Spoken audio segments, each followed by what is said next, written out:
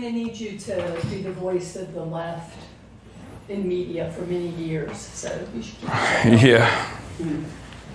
If I make it that far, we'll see. Oh, man. You don't have to shoot me at all. So,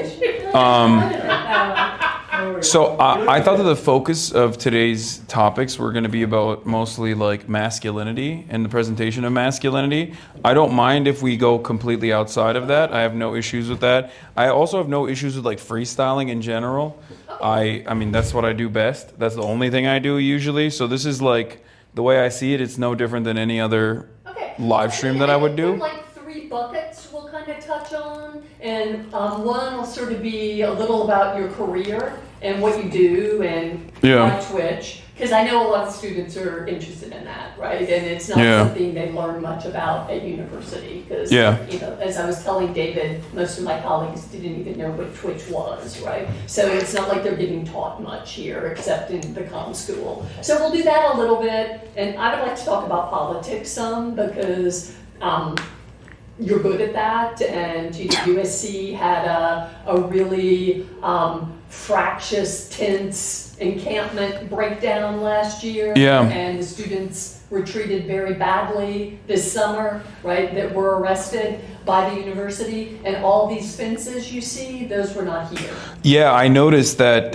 even like entering, like I've been to USC campus before, I never had to like go through, you know, like the ID checking process before. So it's, I think, you know, we should dive into things you've been talking about for a long time. I've talked to several students in the last few weeks young women who found your stream because of your gossip content over the last year, right? Who didn't know you before, right? But were told by people that you were someone they could learn about the history of the region from. Right? So some of them will be here, right? So hell yeah. And I am part of the Palestine Justice Faculty Group. I've been BDS for 12 years, 14 years, right? So this is an opportunity for us to have a little bit of conversation about Palestine that doesn't happen very often, if you're comfortable. No, I'm totally comfortable about that. No, I was just trying to see what, like, I just don't want to. So, the only reason why I asked is because I didn't want to, I didn't want to ruffle any feathers or anything like that. If the conversation is supposed to be focused on like masculinity, I'm fine with doing that, but I'm more than comfortable. I want to talk about too. That's what our project studies. I study hate online. I've talked to many young men, one who will be here to meet you tonight that we're working on a short doc with, who have exited far-right rabbit holes because of you, right? Like that's not it's amazing. Just one person, it's like just in our tiny sample, it's many people. Right? So you offer like this really fantastic model of masculinity that is like broy. Hi. Nice to meet you. Inez is our media producer extraordinaire, who is a journalist who worked for Vice and CNN and works with CBS. Our now, right? Hell yeah. There's a camera right there. We're live streaming it already, just so you know. That's totally expected. Okay. Just let so you don't feel blindsided. What's up, guys? Hello. Is it okay if we ask you like 2 questions really quick? Yeah, for sure. Oh, is this for like the USC? Yes. Okay, student journalist. Let's do it. Should you want me to stand? It's okay. Whatever you want to do. Sorry. All right. March is going to get on my camera. All right. Hello. So, Hasan Piker, what does Hasan Piker mean to you? Hasan Piker? What does it mean to me? God, just a guy trying to live every day, one step at a time, do the right thing. Fire. We also want to ask, what's a masculine object? A masculine object? Damn, immediately my mind went Freud. Like, immediately I was thinking, like, what's the most phallic figure that I can think of? Cigar, eggplant, things like that. But I think, you know what a masculine object is? The weight belt that I use when I'm deadlifting, because it braces my core, it's protective, but it's necessary. That's a masculine object for me. That's a good answer. Do you have any other questions, guys? Maybe last question, how do you define masculine? Oh, how do you define masculinity? Oh, this is a tough one. How do I define masculinity? It's just, I think a lot of people consider traits such as confidence, like they mistake confidence for masculinity, and that's pretty much it. I don't really put a lot of thought into it, ironically enough, even though today's talks are going to be about masculinity. But for me, I think it's basically being the best version of yourself and being a confident human being. Fire. Okay, thanks everybody. We good? Yeah. All right, awesome. But it's not, nice to meet you. It's not necessarily just a masculine trait though, which I guess we'll talk about today. Yeah, we will. Oh, you wanted to keep going. Dane and Sophie and Hi. Ineos and Yana all are part of Reclaim, which is our project that's kind of thinking about new models for masculinity. So that's how you're my syllabus tomorrow. Oh wow, okay. Like I'm being taught in college courses. That's crazy. You are taught in college courses. That's crazy. In my men and masculinities class. All right, let me ask you, what do you think masculinity is? Okay. Oh, okay. I really wasn't expecting something like that. Yeah, go ahead. I don't know. In front of your teacher too. You're cooked. Yeah. You're about to get graded on this. Dane Yeah, I knows guess that I love him, so it's Yeah. fine. I guess I've had to ask that question to so many people that like I just feel like anything that I thought was like an objective definition has just sort of gone away because I feel like I get like every answer to the point where like masculinity is just like anything, and like some people say like, oh, masculinity is like being strong, being a manly man, protecting your family, and some people are just like, oh, masculinity is like being a good person. So I just feel like it's like almost meaningless at this point because like That's how I feel about it. yeah, it's just like a universal. It's just like whatever is good is masculine. I think that's why I focus more on like the misappropriation of the term masculinity, like, or the way that people call themselves like alpha men. It's usually just a catch-all term, but what they technically mean is like being confident. And it's ironic because like people that consider themselves as are anything but confident, and I think that most of the time they try to masquerade as this like macho figure, what they think is like supposed to be this masculine beacon, and they're usually for their own personal insecurities. In my experience, that's what I found, and I definitely understand that too, given, I mean, I was a young boy at one point in my life as well. I'm 33, I'm old now, but I definitely found myself in the throes of like portraying myself as like what I thought were masculine figures in media and like resembling those traits that I thought were cool and thinking that they were masculine. So I definitely understand how people can be susceptible to that, especially young men. Yeah.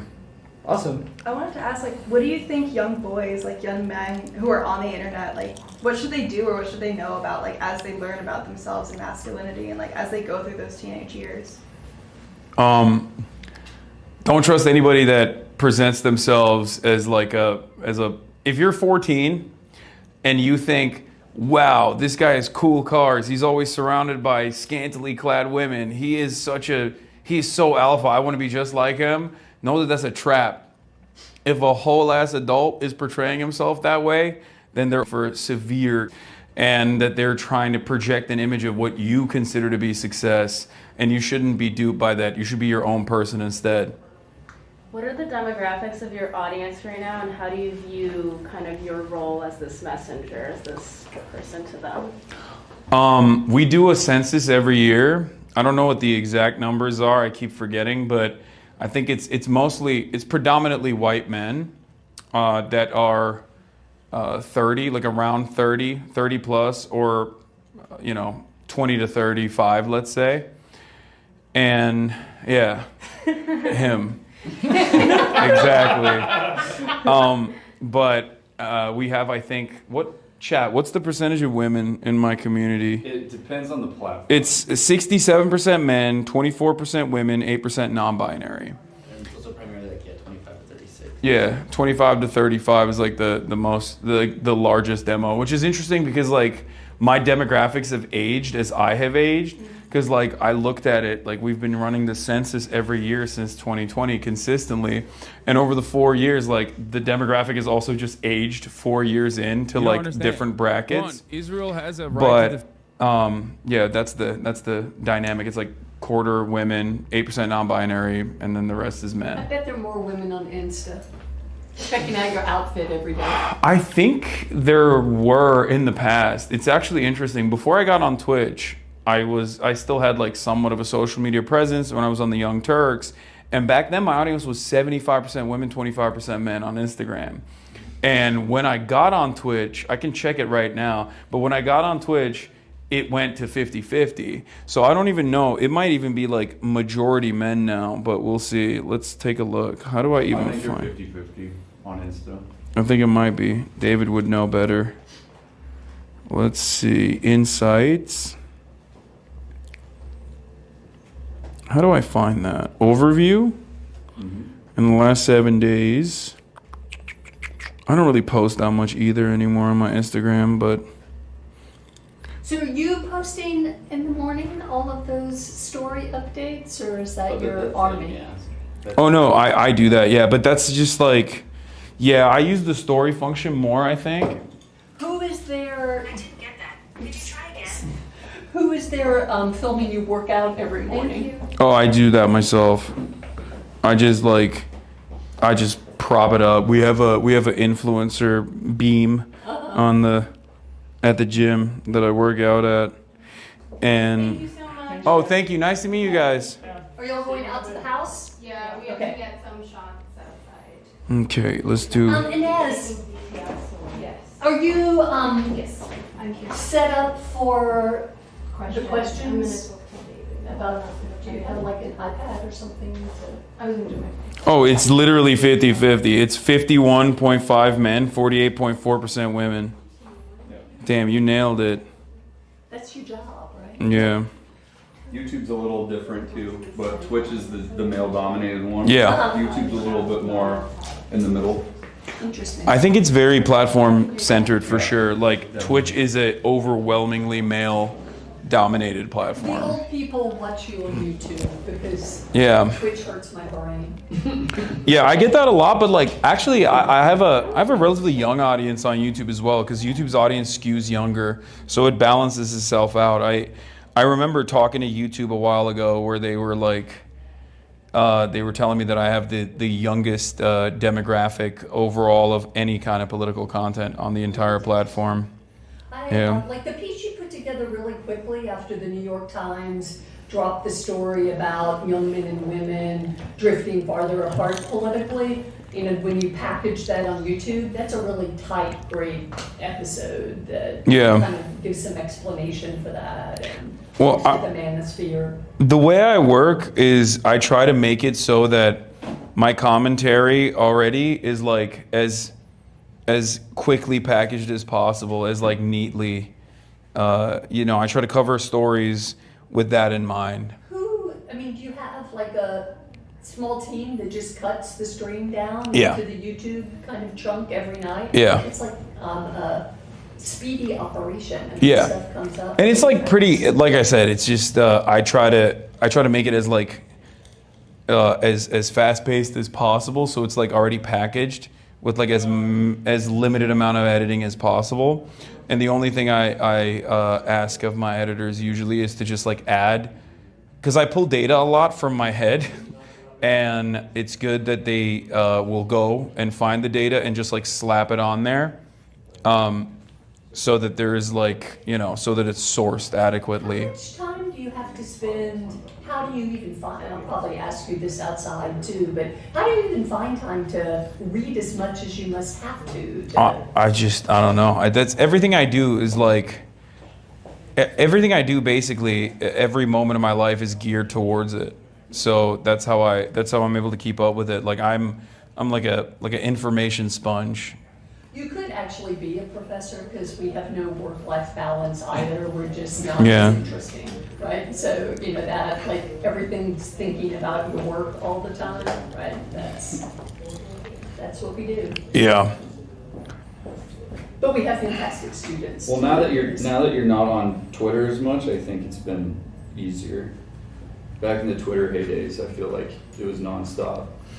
What do you mean? Like we'd go to dinner or something, or you'd be at dinner with people. Oh, yeah. You'd have to like be checking Twitter. Like, Yeah, I used to. It's breaking and everything. Yeah, I definitely feel like, I mean, I've done a decent job of like keeping up with stuff even outside of Twitter now because I deleted it from my phone.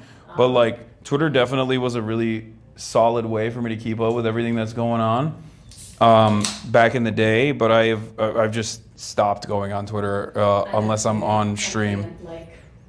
Like my husband had already bought a Tesla that I have to drive right now because I gave my son my old car, and we had to put a bumper sticker on it that said, "We bought this before we knew what a dickhead he was," right? Exactly, that's actually the bumper sticker. That is our That's bumper amazing. sticker because I just stand like comfortably right around in a Tesla. Yeah. Speaking of toxic masculinity, Oh, yeah. and I can't afford a Porsche.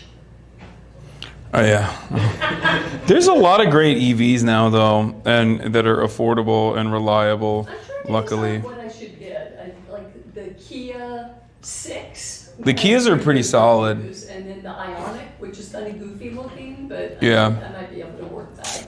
You don't put me on there. No, we gotta get some cute, I Tara. was gonna also explain to Marsh he should feel free to keep the stream camera just on the side. Yeah, well, it's tough coming up. I don't know. Yeah, I'm sorry. That's okay, Yeah. I'm kidding, but I am not Never mind the. point. Immediately. Yeah. I try to, but sometimes it breaks. It's okay. I mean, I'm not Who's in the Rivian? I have a nephew who I'm going to gain so much credibility with for like having met Hasan Piker. Hell yeah. And my son will be in the front row because he's I feel also like you get that a lot. a huge fan. I do get that, yeah, for sure. That's great. Your W auntie. Your W aunt. One of the young men you'll meet tonight we're doing a short doc with, and he spoke in the doc very eloquently about your influence on him.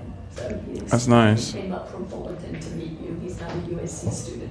He's very excited. That's sick. Yeah, I was gonna say too, I was just initiating a report on the election and I went to a Trump town hall and about like thinking, I'm interested to hear, I guess, how you view the role of being able to de-radicalize some people. And these people, especially from places like Michigan that are economy, and I feel like we all know the election is such big stakes, so much more than that. Yeah, but I also don't necessarily think that like Trump is good on the economy. That's the other aspect of this. Like, I mean, I'm not exactly too fond of the Democratic Party either. But in terms of like de-radicalizing these people, I think that overall the number one thing is that there needs to be like a level of charitability. So if they approach the conversation with like inherent hostility, it's going to be pretty difficult. Like, people make up their minds about you. They put you in a neat little confine, neat little box, and they go, "Oh no, this is a liberal. Like, this person has these opinions, right?" So I try to broaden the kinds of content that I make for that reason. Like, I do collaborations, I play video games, I cover culture, lifestyle, things of that nature, because I want to ensure that like people don't have this like set image of me as this person with these ideals that can be very easily, I think, used against you, and you can be presented with in a way to an audience that is uninitiated, in a way that like does not correspond to your worldview at all. So I think that's important. And when I'm around people with different opinions, and I am around people with different perspectives all the time, regardless of the 8 hours that I'm spending online, I also try to spend as much time as possible in the real world. I try to approach them where they're at. I try to understand where they're coming from and communicate to their desires, which is ironic because like that's kind of what I want the Democratic Party to do as well, as a more successful counterbalance against growing that I see within the Republican Party. And they fail to do that on every front, unfortunately, but it is what it is. Over and over and over again. Yeah. It's very disappointing. It is. Yeah.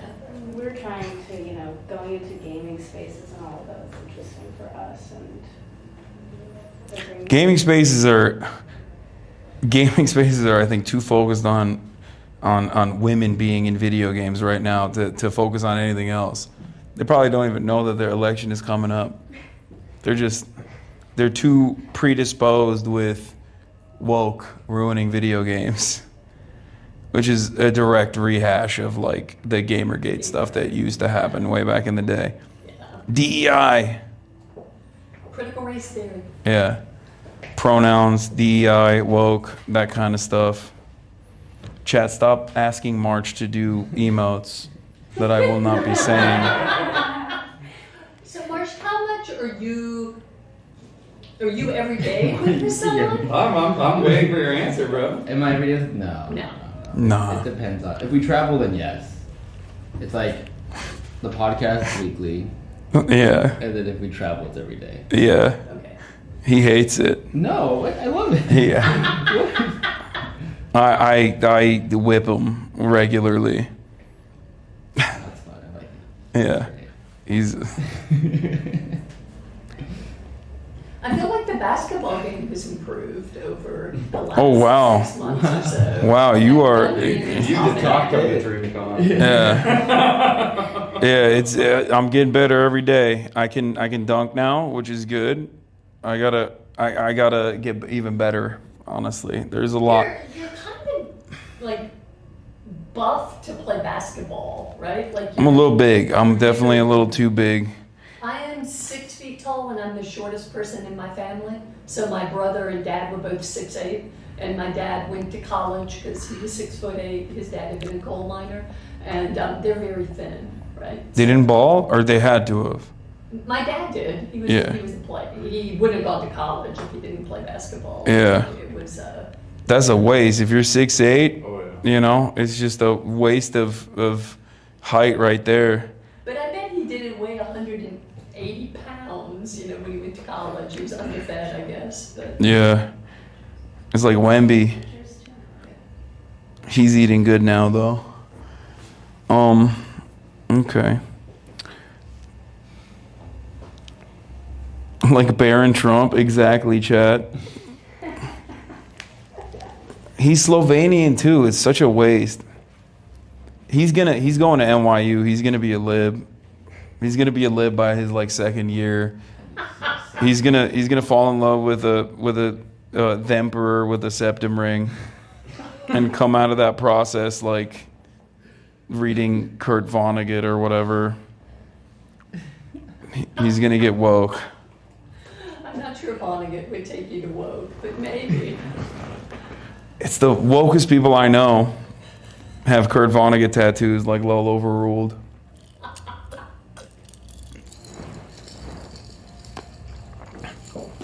Yeah, he's gonna be bisexual. What time should we put the camera over there, you think? I don't know. Is he walking on the stage So at if we 7? start in 20, then probably going, start in the next 5-10 going up there and setting it up. They opened doors about 7 minutes ago, so the students will be filing in now. Okay. So you either wait for them all to come in and then go after, or you go now if you need extra stuff. I'm just trying to decrease the amount of downtime where the camera is posted over there, and like there's like no streamer on camera, you know? Did you figure out how we're gonna do the audio? So that's the thing. I'm gonna bring both the lav mics. Okay. As like a fail-safe. If everything just does not work, I'm gonna put them on you. We'll do that. But they have reassured me that like we'll just jack it straight into the camera, and then it should just work like the handheld mics that they give you and stuff. That sounds crazy. I know. But I don't know how that's gonna work, but this is like, I mean, this is where the media. And that's doing a chair. I'm actually okay. Okay, yeah. This way I'm more nimble if anybody needs me. Are you sure? Yeah. I can stand. I've been totally sitting good. all day. Okay. Yeah. So yeah, we have the fail-safe. So chat, fair warning, there might be some scuffed audio at some point. Yeah. Why are you so worried, I bro? don't know why I'm so worried. I don't know. They're used to We it. put some out on the It'll be good. table, so it'll be there when we go out. They Have you ever seen a Powerade in a can? no. That is wild. Chat deserves less, March. Well, One of them that has one's zero 0. sugar, Yeah. so but I've just never seen it in a can. Monster Energy. Oh, it's the White Monster Energy. That's the boomer drink of choice. That's what I. So maybe I should have it. That's what I drink all the time. Yeah, but zero sugar. She deserves less. She's so right. So energy drink just means it's full of caffeine? Yes. Oh yeah. I probably don't need any caffeine at this point. White Monster's the best monster. I agree. Okay, I chose a walkout song. Can it be a YouTube song? It's not on Spotify. Is it the chair? Is it the Mao Zedong song? No. It's not. It's gonna be "Thank You USA," which is from. Hold on, let me see if I can find it. Dude, love Sosa. No. Thank You USA, You Are My Best Friend by Armand Miftari. And there's a music video too. You can play that as well if you want to. Send me the video. I'll go talk. Were they shooting outside some too with the students? Yes. It'll be really good. Can they beam the music video to the main? Like to the projector? Yeah. Maybe. Is that possible? It's gonna shoot outside Just too. send me the link right now. I did. I'll go find them. Okay. I think other David. Or whoever, yeah, because I think he was running production, right? I don't know if they'll be able to do a new song now, but we could ask David. You want to text him? Let me go find. I thought they were just floating around out there. Because they have a playlist that they set up.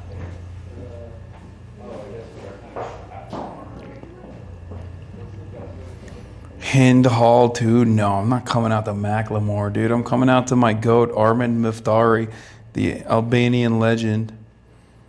This is a very pro-NATO song. Yeah. It mentions Bill Clinton by name and Tony Blair. Don't worry, it's not problematic.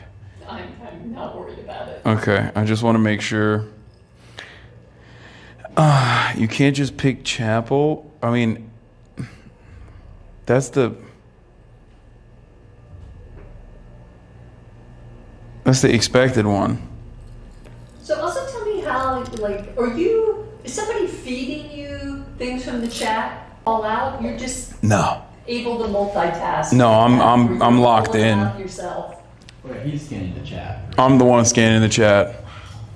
Yeah. How you could just do that for 8 hours a day. Yeah, it's not good. You must be fried. I do get fried by the end of it for sure. Because just when we were in Zoom land and I was chairing my department when that happened, we'd be in Zoom 8 or 10 hours a day. And I just wanted to lay on the floor after that. It was like focusing on the screen that much is intense. So you could keep up with the chats when they're scrolling by at 1,000 miles an hour? Because they go fast. You can scroll through it and kind of pause it, basically. Okay, I told David to ask for Phenomenon by Chaperon. I feel like that's more apt. That's what think I the college used students will on like my that one post more. about Yeah. it today. What's up? I used that on my post about Oh, it hell yeah. today. I think that's the move. That's what my chat wants to do as well. Damn, there's a hell of people going, no, failed, but way more people saying, let's go. Oh, wow. Should I get to keep this? Yes, of course. We have a bunch of posters that you have one of those if you don't have enough Hasan in your life. Chad, don't listen. I still am firmly committed to Albania, okay? Make no mistake. Are you polling it? I don't see it on my mobile. So I'm also going to write an academic article about you. I already wrote a little bit about you for a book that's coming out in the spring. Mm-hmm. So if I sent questions to David, would you answer some? for me? Yeah. Okay. You'll become, a standard in curricula all over the country. Students Hell yeah. start writing articles about it. I think there was someone who did a dissertation on like politics and streaming. There's been a couple at this point, which One of is the students I work with, who's a PhD student at Simon Fraser in Vancouver, wrote a lot about the far right manosphere, but he also writes about the counter, and so he writes some about you too. So Yeah. I mean, there's quite a bit popping up out there now. Yeah. But it's been interesting just to see how students who are college age right now, who are probably a little bit below your core demo, respond to what you're doing. I think you're like able to speak to young men who are maybe 13 or 14 in a way, because you kind of could communicate a broness that like some left political streamers can't. So Yeah. you're not, you feel like a role model of some kind, right?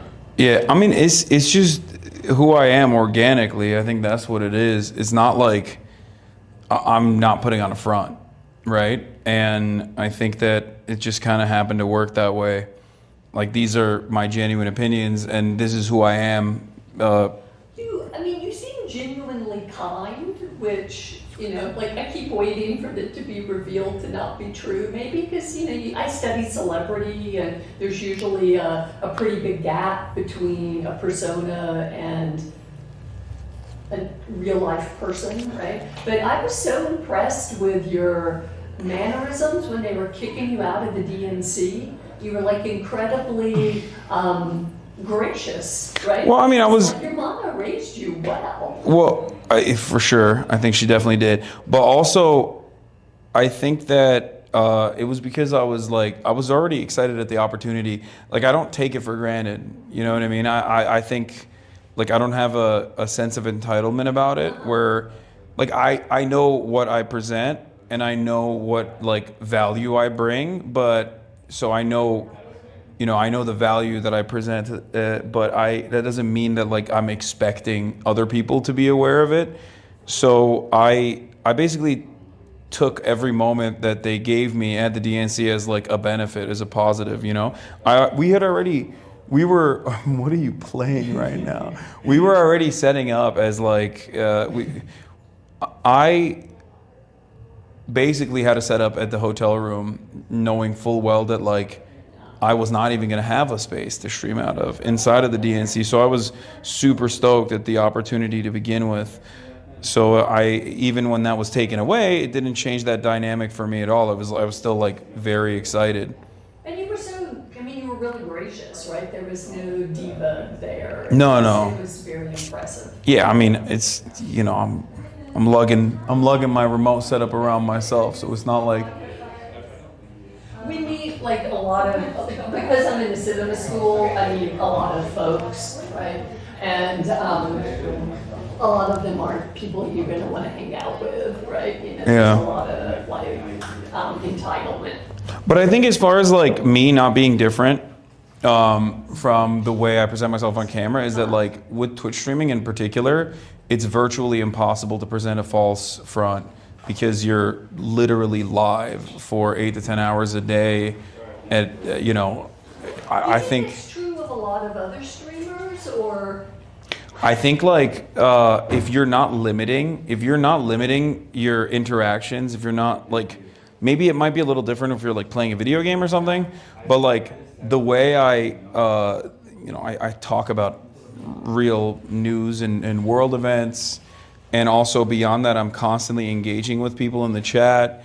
Like, I don't think I'd be able to present myself as like a different person than who I am. I don't think anyone is that good at acting in general. But yeah, there is definitely a level of like authenticity that the platform automatically provides by the very nature of the medium. Twitch, you think, in particular? Yeah, just like live streaming in particular, for sure. I spent a lot of time looking at the far right, men in the far right online, because that's how the lab work I'm doing with students now where that came out of, right? And they feel completely artificial to me. Like there's, the Andrew Tates and even Jordan Peterson. But Andrew Tate doesn't do like 8 hours of live streaming. He's very limited in his, like, the way that he presents itself to the outside world is like very manicured. Yeah. There is no, like, he will do a guest slot every now and then on someone else's live stream, or I think he has his own live streams as well, but those are like an hour long. They're responding to questions that they're fielding from their audience, and I think you have the capacity to present yourself a certain way, and leave a lot of the other aspects of your life a secret if you choose to do so. I've thought about this a lot, because I used to always wonder, like, why is it that like certain YouTubers, even for example, get like a lot of praise, whereas even if they haven't really done much in any direction in terms of political activism, but like people are hypercritical of everything I do, and it was definitely it sounds really like envious, but in some ways it was, and I think it's because, like, if you are not exposing yourself in all of your, even your worst moments, emotional moments, angry moments, depressed moments, every single day for 8 to 10 hours, like you can create the best version of yourself for your audience, even in avenues or even in mediums like YouTube that are significantly more personable than celebrities. I think celebrities, like real celebrities, not influencers, I think they are, that's like the final stage of that, right? Like people, they drip feed, especially with like K-pop idols, like they drip feed personal, like they drip feed their personalities, but I think every single thing is like calculated specifically to invoke this like parasocial dynamic, and they are able to present themselves as deities almost, because every step that they take is completely manicured. And if something is out of step or out of line with like the persona or the character that they've cultivated, they have, millions of dollars of PR working against that, whether it be to like silence, negative articles, or whether it be to flood the market with positive PR immediately after something comes out about them. Whereas I don't think Twitch streamers have that, or YouTubers have that.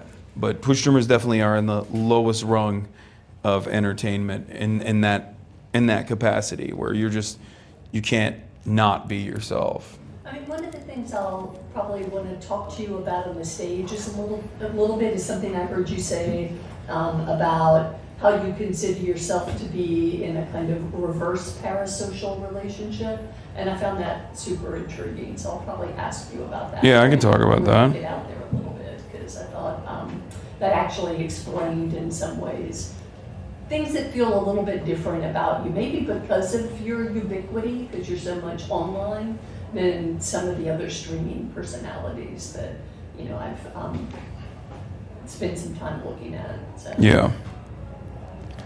So, do you want to be alone for a few minutes before? Or So I got to pee real quick. I need to find somebody who can tell me where you could do that. Because there's not a bathroom back here. Let me I'm taking this off, dude. Come on. We've made this. Take them then? Yeah, you can take them. Like take them to the. Yeah, you can take them and get ready. Okay.